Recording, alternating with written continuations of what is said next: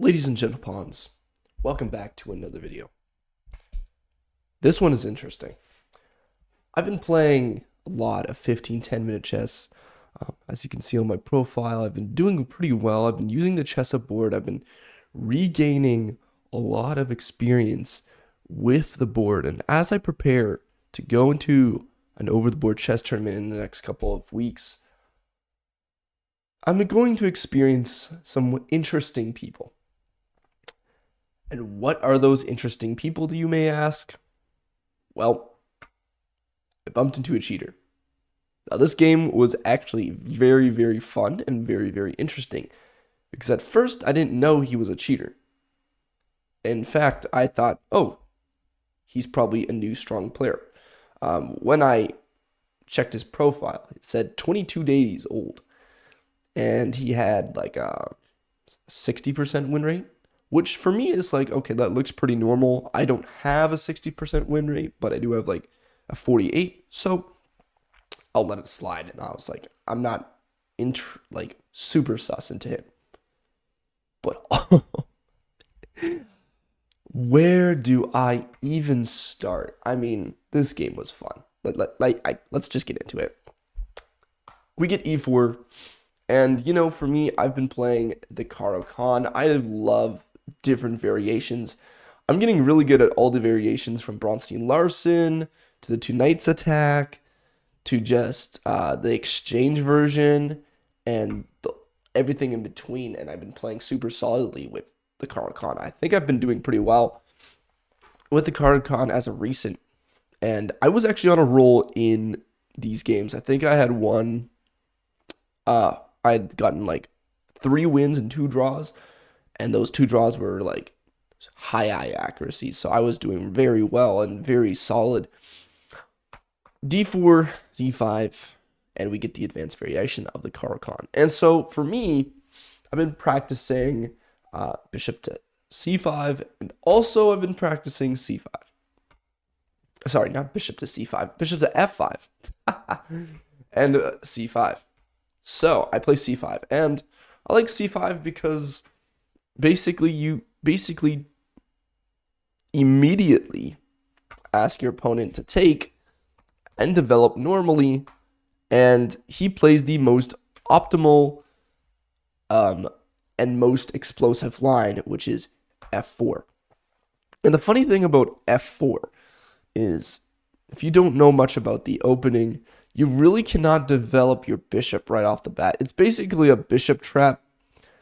After this, it becomes really bad because if you decide to just develop normally, bishop to e3 comes and you can't regain the pawn. So that's not what we want to do. In fact, what we want to do is, even though our idea is to bring out the bishop to g4, he hasn't committed his knight out. So when he hasn't committed his knight out, we simply just have to play e6. And this is kind of annoying because now, even though we expose an attack on the weak pawn, we have to close in our bishop, which sucks, but only so much you can do. And I think in the Explorer, after F4, there's like a 65% win rate in the Masters database, 67. Wow. And it just shows that this is like the most optimal line according to the computer. And so after that, we get bishop to e3, knight to h6. And this is basically an idea to go and attack this bishop. This is very common in the database. I think there are a couple games, but then we get the fun move, knight to f3. I bring my knight to f5. And after bishop to f2, I was completely thrown off. In fact, this move was the first suspicious move. I had never seen bishop to f2 in my life. I've seen like a queen to d2, but nothing too crazy after that. And I was not expecting bishop to f2 at all. I just haven't seen that line or anybody play that in general. There's also bishop to g1, but whatever. They're not human. Bishop to f2, and then queen check, and then I take the pawn. And now there's a very nice idea. You take, I take, he takes, and I take with the knight. And this has all been played before until now, where after bishop to d3 and knight e7, this has all been played before, by the way. My opponent plays the crazy move. e4. This was my second suspicious moment. And I just looked and I said, well, this is like really silly, but I realized he gets to push my knight away and then just lock in his other pawn. And this was a very fascinating idea. I hadn't thought of this, and I was like, okay, just go back. Okay, I get pushed again. And then I played the inaccurate knight to b4. And the reason why the computer doesn't like this is because any move that the opponent makes, basically I'm forcing myself to take with the bishop. And I wanted to take the bishop. I said, okay, you can have your strong center, but I'm going to develop my pieces. But then I realized later that, oh, I know why this isn't a good move, because I need to get rid of this pawn because my knight can no longer develop. This was the problem. The only good square the knight can really develop from e7 is maybe g6, but then, like I said, the bishop just comes in, and but if I take away the bishop and then play knight g6, he always has g3, and this becomes really annoying, and black really can't make an indent into the white position. He goes knight b to d2, best move, by the way. Takes, and then bishop to d7. And you can see why white is completely better. A +1 advantage. This is dead loss for black, by the way. a4, completely reasonable move. Castles, and then g4. This move was like so confusing. I mean, okay, this is a very nice attacking move, and nothing is like hitting it. But I realized that's like the best move in the position. And g4 was just like, wow, he's just going for the attack. I guess h4 is also coming, right? So I just played rook to c8. No, he doesn't play h4. He plays rook here. Best move in the position, by the way. Well, second best move. And then I play f6 because I said, okay, I need to hold on to the c file. This is the only way I can break open. If he takes with the c file, then I can bring my rook and maybe target these pawns and maybe somehow get into the position. Not now, because the knight also guards. I like how his knights are just super strong. He can go here, he can go here, here, here, here, here, and just dance around the position. And then there's me just trying to get some airspace with f6.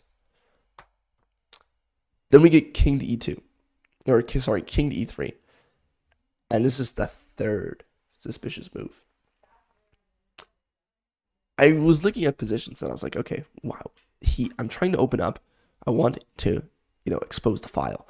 But it's really weird because the second best computer move is king to g3. Which I was also calculating. For me, I was like, oh, king g3. He has king g3, doesn't he? But what's weird is instead of king g3, he plays king e3. And, like, was he trying to throw, like, a bluff or something? But I had looked at this and I was like, wait, this is not the better king move. Because I like this personally, because now you can play, like, f4, f5, and your king basically surrounds the pawn attack. But for me, I was like, okay, whatever. He's bringing his king out. He doesn't want to be in this line of attack for my rook. I don't know what to do. a6.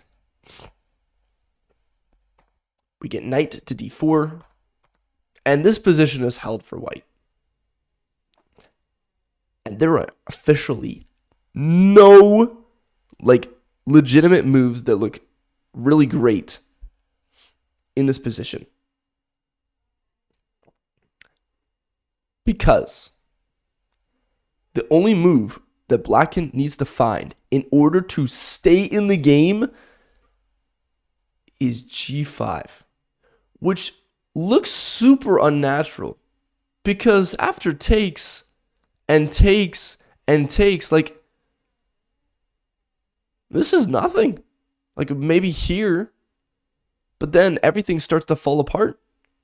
This knight comes in, defends here. This knight comes in, and then this rook comes in. It's not looking pretty.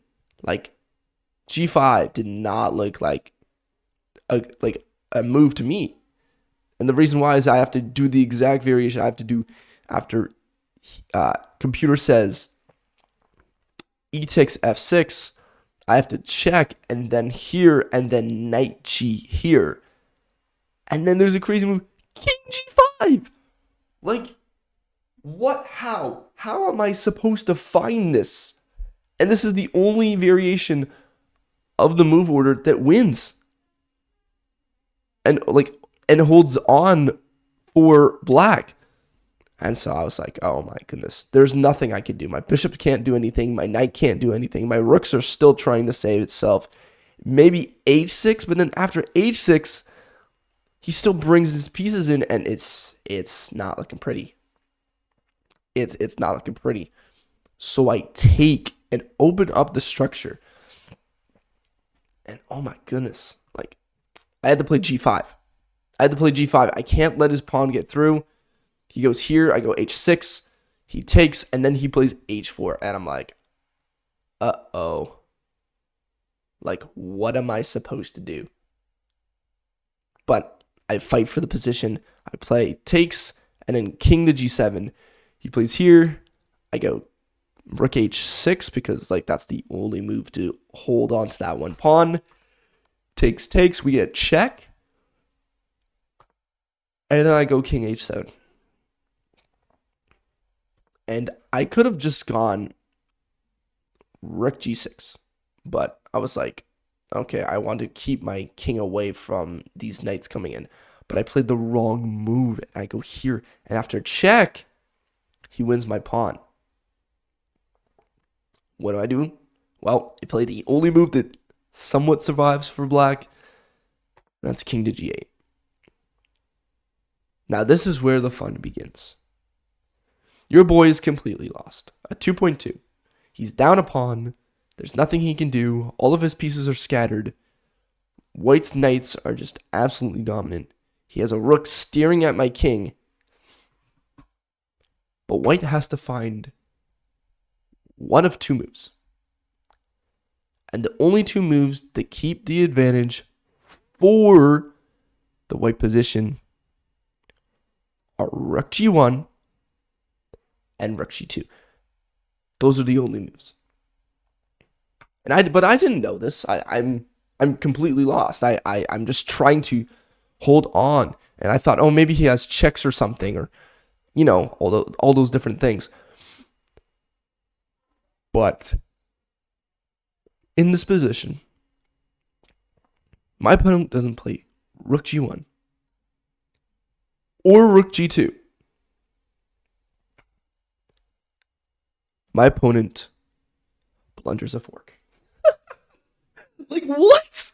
What? Who would have guessed? Who would have guessed?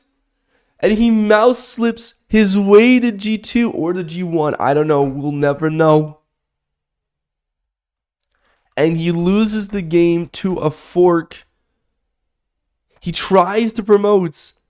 Bishop d7 saves the day. He tries to bring the other knight, hoping that maybe I can do something like this. It's all desperado. King f7. Check. I win his pawn. And he just gives up. He just takes the pawn, and I take the knight, and he resigns.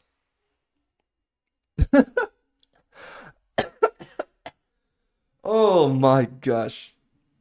Yeah, oh, by the way, I had 8 minutes left on my clock. Like, I was playing pretty efficiently. Like, I wasn't wasting too much time. Yeah, this was the biggest jump. I think the most I spent on time management was Rook to g6, because I was kind of scared about this. That was the only time I was scared, but I had to make sure that I was prepared, I was ready.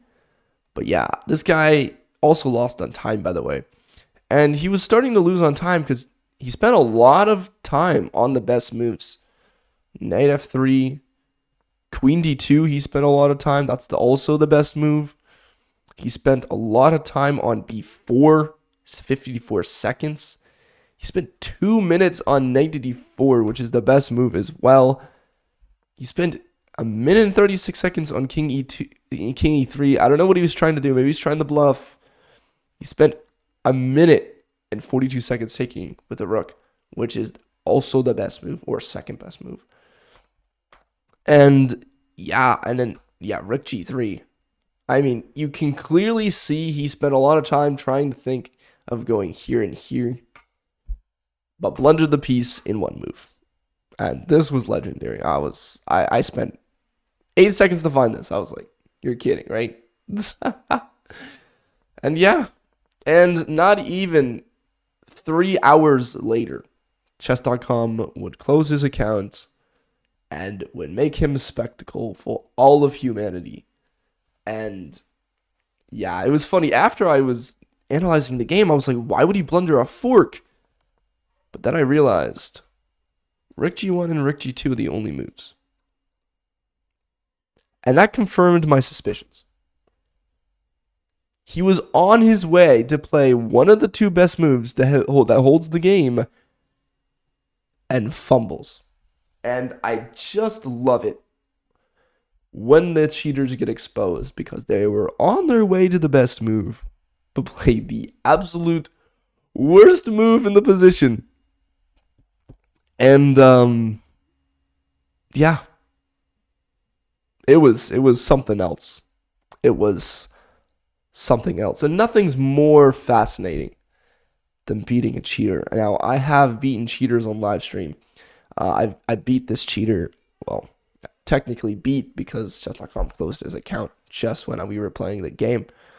But beating a cheater, literally cheating 30 moves into the game only to lose to a mouse slip, is simply sensational. But just like that, that's all I had to share for you today. This was very fun. This was very interesting. And yeah, don't cheat. It's not good for you.